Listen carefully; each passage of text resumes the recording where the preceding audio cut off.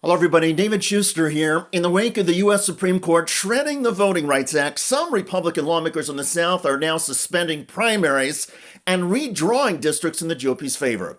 But a few states, including South Carolina, have been hesitant, and that's causing Republican pundits to melt down. One of them literally just went wild-eyed and called out state GOP leaders by name. I'm deeply disappointed so far. I'm like, where are you, Governor McMaster? You know, I'm all in for Pamela Abbott, the lieutenant governor. She should be out there screaming about this right now. Alan Wilson, you're running for governor. You're the attorney general. Are you in court right now? I saw him announce this morning something about like a waste management program. I'm like, what are you people? Are you this tone deaf? Like, this is all that matters right now. It is the difference between a majority in the House or not. It's 13 seats that we could get before November. So wake up and recognize the moment. Republicans believe they could pick up 13 seats.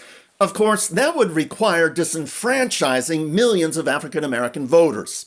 The 1965 Voting Rights Act, passed by Congress and signed by President Lyndon Johnson, was one of the landmark achievements of the Civil Rights era. The act prohibited denying the right to vote by race. Section 2 specifically prohibited practices that result in discrimination, including drawing districts to dilute black voters. Now, because of the Supreme Court ruling, voting districts can be redrawn however a state legislature wants. So Republican majority legislatures have an opportunity. Republican provocateurs like Caroline Wren are demanding the GOP seize the opportunity and go scorched earth. It is time for maximum warfare when it comes to redistricting. Anything less than that is capitulating to the left. Louisiana should be a 6-0 state. Nothing less than that. I don't want to see it. And with those eyes, Wren sees everything. Anyway, when Wren says Louisiana should be a 6-0 state, she means that all 6 congressional districts should be engineered to vote Republican. And not just Louisiana. Wren and other Republican activists want to redraw districts in the GOP's favor all over the South. House Democratic leader Hakeem Jeffries of New York recently blasted the Supreme Court ruling while Donald Trump praised it and ridiculed Jeffries. Here was their back and forth. Today's decision by this illegitimate Supreme Court majority strikes a blow against the Voting Rights Act and is designed to undermine the ability of communities of color all across this country to elect their candidate of choice. I heard Hakeem Jeffries, a low IQ person, he's a very low IQ, screaming today that the Supreme Court is illegitimate. I mean, that's a dangerous statement. Then if I say something modest, they say, oh, he's a king, he's a king. They're sick. Jeffries is sick for calling the court illegitimate? Well, that's interesting because when Donald Trump got a court ruling a few months ago he didn't like, Trump branded the Supreme Court a disgrace, unpatriotic, and disloyal to the Constitution. On the tariff ruling, Trump hated the court. Now, with the shredding of the Voting Rights Act, Trump loves the court. To be clear, Democrats are not shying away from the redistricting battle. There is a massive legal fight underway in Virginia now over efforts to create 4 new congressional districts that would be solidly Democratic. But the Supreme Court ruling involving Louisiana has bigger ramifications. And with Republicans now considering redrawing congressional districts across the GOP majority South, a few progressives in solidly Democratic states in the North are threatening to follow the GOP's lead. Here is Alexandria Ocasio-Cortez of New York. I have long felt that we all have to play by the same set of rules. And the Republican caucus has made it very clear that they want and are setting rules of partisan gerrymandering. The Democratic caucus has tried to pass nonpartisan gerrymandering for 10 years. Republicans have rejected it. And so we have to all abide by the same rules. And so if Republicans are going to redraw North Carolina, if they're going to redraw Texas, if they're going to redraw and gerrymander every one of their states, then unfortunately, we have to provide balance to that until we get to the day where we can all finally agree to put this behind us and pass nonpartisan gerrymandering federally. All hastily redrawn redistricts could face court challenges, so the odds of legal chaos in the midterm elections are skyrocketing. And that could be what Donald Trump wants. If a Democratic tsunami appears to sweep Republicans out of power in the House and possibly the Senate, but results are delayed or not certified because of court battles, that would benefit Trump and the Republicans.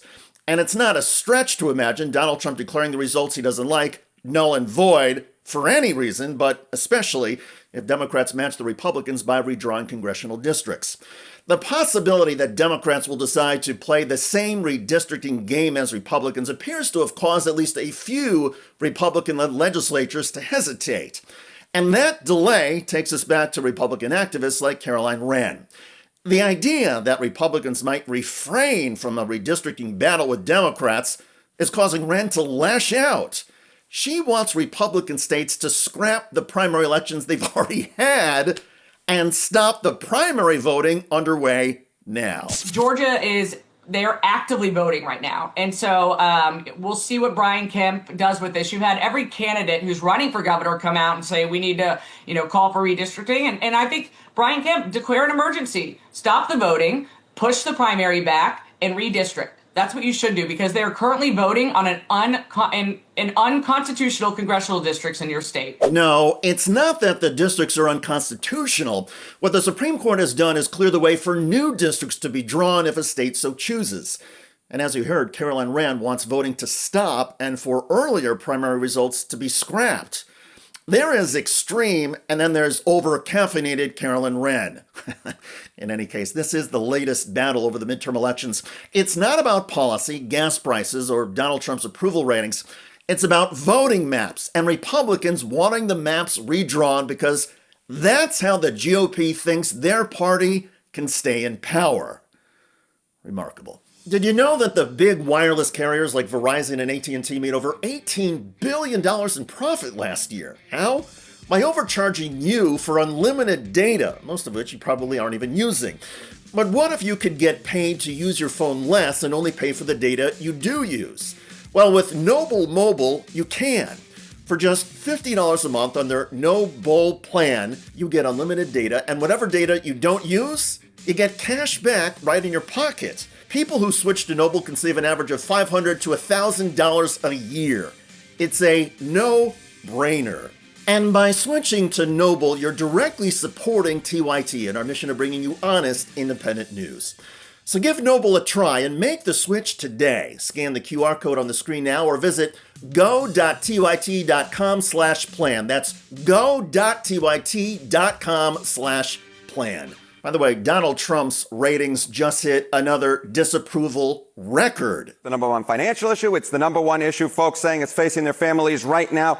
And Donald John Trump is in the worst position he has ever been on inflation. And more than that, these are the worst numbers I've ever seen for any president. I mean, just look at this. Look at this. According to Ipsos, look at this net approval rating on inflation. We got the latest poll out.